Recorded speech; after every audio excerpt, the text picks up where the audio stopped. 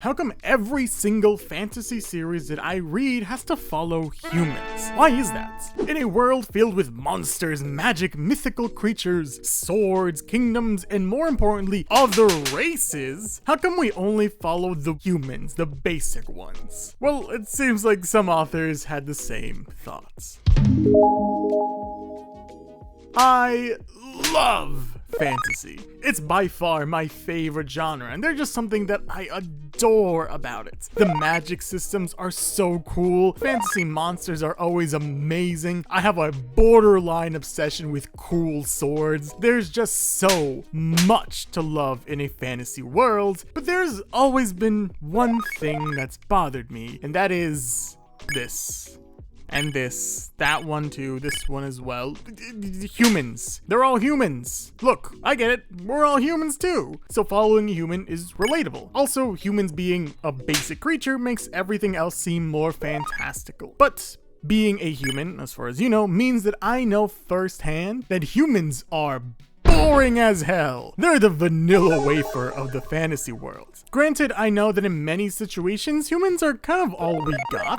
For example, any reverse isekai series. Of course, we mainly follow humans because the idea of a reverse isekai is that the fantasy world suddenly appears in the normal world. It'd be hard to appreciate that fish out of water scenario if the characters we follow are all fantasy creatures. But like, other than that very specific situation, how come we basically always follow humans in a fantasy world? Well, it's honestly quite simple. Because of me. Now, I don't mean that nearly every fantasy series has a human as the main character is specifically my fault. God, I wish I was to blame for an entire genre. No, I mean more fantasy nerds, like myself. Casting spells, using swords, getting into fights with monsters. These are all things I adore about the fantasy world. Like I said, humans being the main character make the main character more relatable. It's easier to immediately connect with these characters because they're human, compared to an elf that hates all humans and is connected to nature, or a dwarf who loves blacksmithing, making weapons and armor, or a goblin who's hunted down by adventurers. Fantasy stories that have human main characters aren't cliched, instead it's just an easy way to connect a main character to the readers. It will also enhance the fantasy, imagining we're in that world experiencing what they're experiencing. But it doesn't mean that every single fantasy series should follow a human, and luckily for us, many Webtoon authors had the exact same thought. There are plenty of Webtoon original series that have our main character in a fantasy world be not human, and honestly, there's some of my favorite fantasy series. Just a Goblin is an absolute banger of a series, following just some goblins. Nog and Gubble, goblins in a world filled with adventurers and are being hunted down all the time. Nog, being a little bit smarter than the rest, gets curious why adventurers are hunting down goblins so much, and wanting peace, he decides that him and his best friend Gubble will pretend to be adventurers, infiltrate the Adventurers Guild, becoming friends with many humans, which of course leads to drama when they eventually do find out. Karsearin, Adventures of a Red Dragon, follows,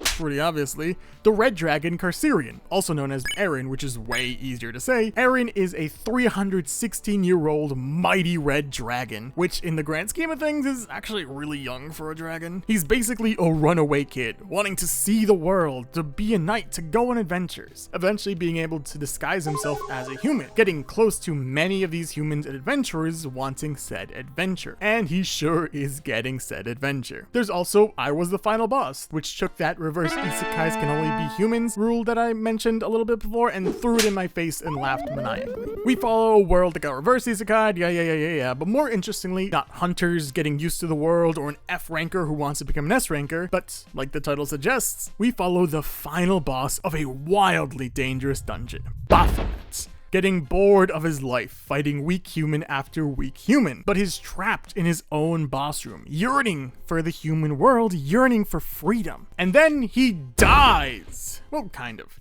As he's dying, the monster, the boss, the final boss, gets a quest. If he manages to kill the adventurer who just killed him, he'll get what he truly desires. And when he does, he becomes human. And it goes, not terrible, but not ideal. And finally, a recent series on Webtoon and on my channel, Surviving the Game as a Barbarian, following Hansu Lee, someone who loved playing games but hated every game he's ever played, which is like most Let's Play channels on YouTube nowadays. All of the games he's ever played were underwhelming and disappointing, except one indie game he randomly found, known as Dungeon and Stone, an incredibly difficult indie pixel dungeon exploring game that he spends 9 years playing, finally getting to the end, but before he's able to go into the gates of the abyss, which is the sickest title for a final boss room, he gets sucked into the game, becoming the race he chose to get to the end of the game, the good old Barbarian. Actually, he becomes Bjorn, son of Yandel.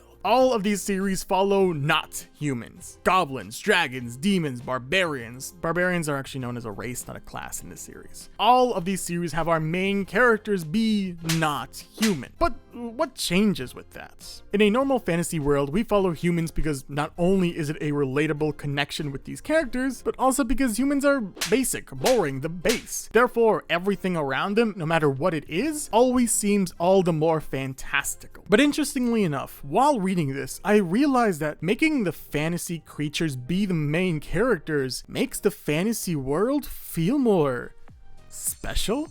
Here's what I mean. In Just a Goblin, Nog is a goblin that wants to be where the people are. And by the time he does get to where the people are, he sees the world as this amazing place, because everything to him is brand spanking new. Same thing with Aaron. As a red dragon, he's only really experienced the human world through stories. So whenever he meets anyone or does anything, it's almost this magical experience straight out of the stories, even if he's being conned and sold into slavery. It's kind of similar with Baphomet as well. Granted, compared to the other two, he's a little more chaotic and aggressive, but the human world is still wild to him. Everything around him is crazy, even though he's mainly interested in fighting and getting stronger. Also, it's an interesting case of him wanting to be free, but not being happy when he's free. Surviving the Game as a Barbarian actually takes this fish out of water aspect in a different way, because Hansu Lee is not brand new to the world outside of his race, unlike the other ones. He's brand new to the world, period, though, really only having this outside knowledge. He's played the game for 9 years, of course he has outside knowledge. Of course he knows what weapon to pick as a barbarian. Trick question, it's the shield, of course. He also knows he needs to go into the dungeon to earn money. Also, what these ghost things are. They're called essences, by the way. Compared to these other non-human fantasy series, Surviving the Game as a Barbarian is different. Most of these fish out of water situations occur because they don't really know what is normal. Nog, Aaron, Baphomet, none of them really understand the world outside of their own, leading them to get blown away by things that people take for granted, like clocks or books. Meanwhile, Hansu Lee understands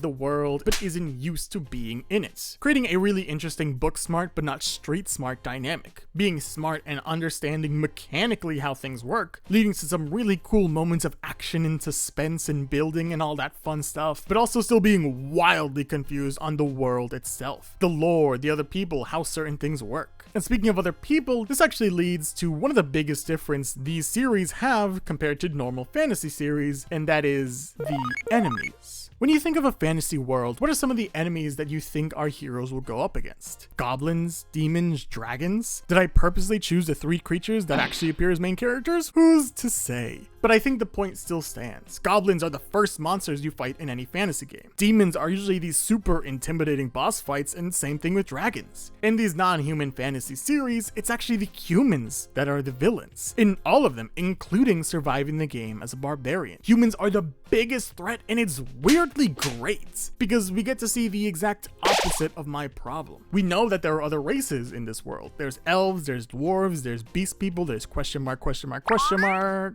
Wait, that's just locked. Never mind, besides that one. So far, our party is the Barbarian Bjorn, son of Yandel, but also the elf Aaron. Both have had bad experiences with human. Bjorn almost dying at the business end of a warhammer, and Aaron having her beauty lead to some humans being real creepy. And I'm really excited and hopeful to see other races and see them start to ally themselves with our main characters. I really hope we get to see some dwarves and some beast people allying themselves together to protect themselves against that threat. It's a really cool take on the fantasy series. Humans being such a common race, a race that readers identify with more than, you know, elves or dwarves or beast people or demons or dragons or goblins. And then seeing that race that we connect with more than the rest, and then see them become the villains. And it's something I'm really excited to seeing more of in surviving the game as a barbarian. So make sure you check out that series and the other series I mentioned to you today, updating every week on Webtoon.